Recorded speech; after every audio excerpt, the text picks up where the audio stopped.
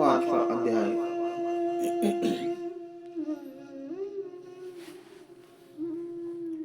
वीरभद्र कृत दक्ष यज्ञ विध्वंसक और दक्ष वध। श्री मैत्री जी कहते हैं, महादेव जी ने जब देवर्षि नारद के मुख से सुना कि अपने पिता दक्ष से अपमानित होने के कारण देवी सती ने प्राण त्याग दिए हैं और उसकी यज्ञ वेदी से प्रकट हुए ऋभुओं ने उनके पार्षदों की सेना को मारकर भगा दिया है, तब उन्हें बड़ा ही क्रोध आया। उन्होंने उग्र रूप धारण कर क्रोध के मारे होठ चबाते हुए अपनी एक जटा उखाड़ ली, जो बिजली और आग की लपट के समान दीप्त हो रही थी, और सहसा खड़े होकर बड़े गंभीर अट्टहास के साथ उसे पृथ्वी पर पटक दिया। उससे तुरंत ही एक बड़ा भारी लंबा चौड़ा पुरुष उत्पन्न हुआ। उसका शरीर इतना विशाल था कि स्वर्ग को स्पर्श कर रहा था।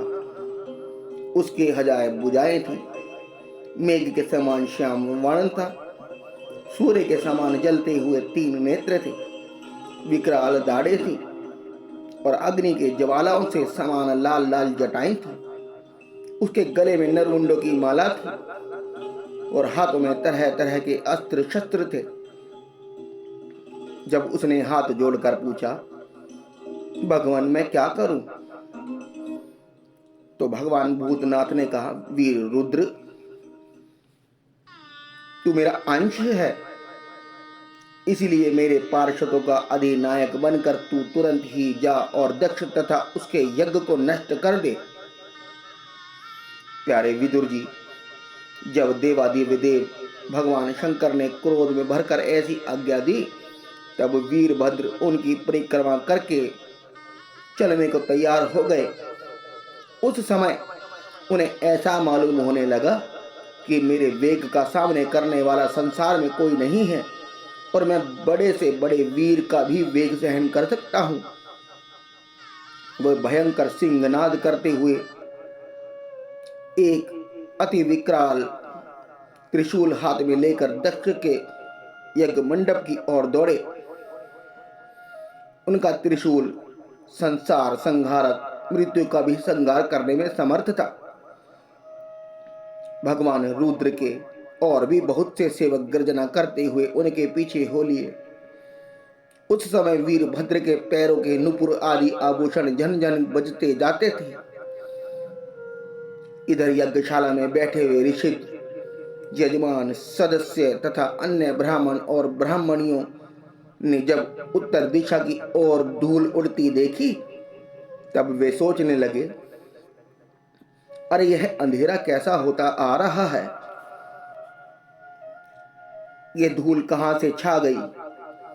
इस समय ना तो आंधी ही चल रही है और ना कहीं लुटेरे ही सुने जाते हैं, क्योंकि अपराधियों को कठोर दंड देने वाला राजा प्राचीन ब्रही अभी जीवित है और गौं के आने का समय भी नहीं हुआ है।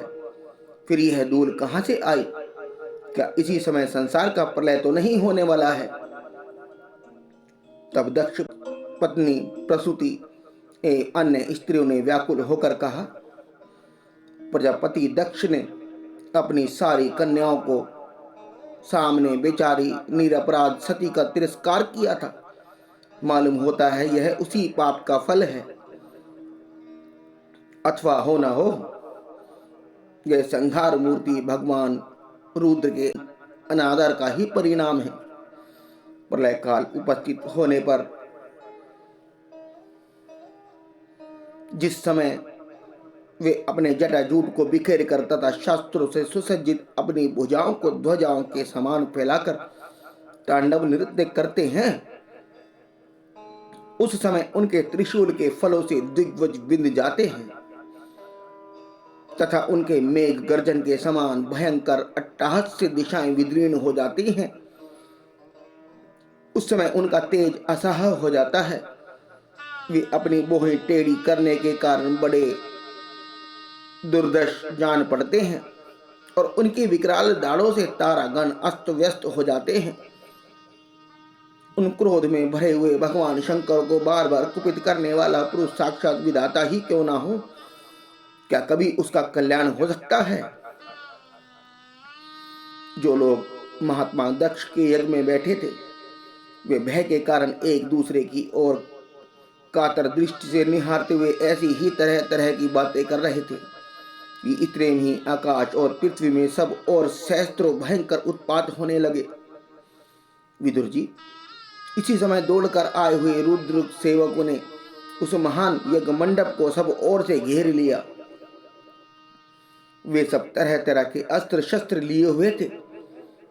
उनमें कोई बौने, कोई भूरे रंग के, कोई पीले और कोई मगर के समान पेट और मुख वाले थे। उनमें से किन्हीं ने प्रांगवश यज्ञशाला के पूर्व और पश्चिम में खंभों के बीच में आड़े रखे हुए डंडे को तोड़ डाला। किन्हीं ने यज्ञशाला में पश्चिम की ओर स्थित पत्नीशाला को नष्ट कर दिया। किन्हीं ने यज्ञशाला के सामने सभा मंडप और मंडप के आगे उत्तर की ओर स्थित अग्निशाला को तोड़ दिया। किन्हीं ने यजमान गृह और पाकशाला को तहस नहस कर डाला। किन्हीं ने यज्ञ के पात्र फोड़ दिए, किन्हीं ने अग्नियों को बुझा दिया, किन्हीं ने यज्ञ कुंडों में पेशाब कर दिया और किन्हीं ने वेदी की सीमा के सूत्रों को तोड़ डाला। कोई मुनियों को तंग करने लगे, कोई स्त्रियों को डराने धमकाने लगे और किन्हीं ने अपने पास होकर भागते हुए देवताओं को पकड़ लिया। मणिमान ने भृगु ऋषि को बांध लिया, वीरभद्र ने प्रजापति दक्ष को कैद कर लिया तथा चंडीश ने पूषा को, नंदीश्वर ने भग देवता को पकड़ लिया। भगवान शंकर के पार्षदों की यह भयंकर लीला देखकर तथा उनके कंकड़ पत्थरों की मार से बहुत तंग आकर वहां जितने ऋषि सदस्य और देवता लोग थे सबके सब जहां तहां भाग गए। भृगु जी हाथ में सुरवा लिए हवन कर रहे थे। वीरभद्र ने इनके दाढ़ी मूछ नोच ली, क्योंकि इन्होंने प्रजापतियों की सभा में मूछ ऐंठते हुए महादेव जी का उपहास किया था। उन्होंने क्रोध में भरकर भग देवताओं को पृथ्वी पर पटक दिया और उनकी आंखें निकाल ली। क्योंकि जब दक्ष देव सभा में श्री महादेव जी को बुरा भला कहते हुए शाप दे रहे थे, उस समय इन्हीं ने दक्ष को सैन देकर उकसाया था। इसके पश्चात जैसे अनिरुद्ध के विवाह के समय बलराम जी ने कलिंग राज के दांत उखाड़े थे, उसी प्रकार उन्होंने पूषा के दांत तोड़ दिए। क्योंकि जब दक्ष ने महादेव जी को गालियां दी थी उस समय ये दांत दिखाकर हंसे थे। फिर वे दक्ष की छाती पर बैठकर एक तेज तलवार से उसका सिर काटने लगे, परंतु बहुत प्रयत्न करने पर भी वे उस समय उसे धड़ से अलग ना कर सके। जब किसी भी प्रकार से अस्त्र शस्त्रों से दक्ष की त्वचा नहीं कटी तब वीरभद्र को बड़ा आश्चर्य हुआ और वे बहुत देर तक विचार करते रहे। तब उन्होंने यज्ञ मंडप में यज्ञ पशुओं को जिस प्रकार मारा जाता था उसे देखकर उसी प्रकार दक्ष रूप उसी यजमान पशु का सिर धड़ से अलग कर दिया। यह देखकर भूत प्रेत और पिशाच आदि तो उनके इस कर्म की प्रशंसा करते हुए वाह करने लगे और दक्ष के दल वालों से हाहाकार मच गया।